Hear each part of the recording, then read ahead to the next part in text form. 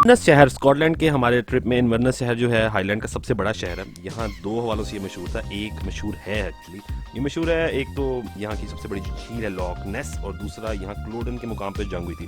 तो हम जा रहे हैं क्लोडन के मुकाम पे जहाँ जंग हुई थी। हमारे काफ़ी देर के बाद हम पहुँचे। क्लोडन का जो मैदान है, ये जगह है, इसे हुकूमत ने कौमी एहसासा डिक्लेयर किया हुआ है। मैदान में झंडे लगाकर दोनों फौजों को पोजीशन वाज़ह कर दी गई है। ये जंग क्यों हुई थी? ये जंग इक़्तिदार के लिए लड़ी गई थी। ये जंग 1746 में हुई थी। उसमें दो शहजादे थे, प्रिंस विलियम और चार्ल्स। इन दोनों के दरमियान ये जंग लड़ी गई थी और इसके ये 1 घंटे में ख़त्म हुई थी। इस जंग की सबसे बड़ी बात थी कि 1 घंटे में ख़त्म हुई थी, इसमें कोई मसला भी नहीं हुआ। लेकिन आप मार्केटिंग का कमाल देखें कि ये इन लोगों ने कमाई का जरिया बना लिया। दुनिया भर से यहाँ से आते हैं।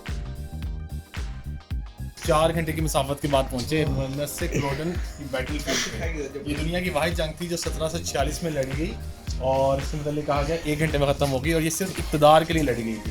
कहा गया था कि 1746 में चार्ल्स और विलियम एडवर्ड के दरमियान लड़ाई लड़ी गई थी और सिर्फ दोनों तरफ से स्कॉटिश लड़े। और इनकी मार्केटिंग का कमाल है कि 1 घंटे की लड़ाई को ये पूरी दुनिया से कमाई का जरिया बना दिया और सारी दुनिया इसे देखने आती है बैटल फील्ड।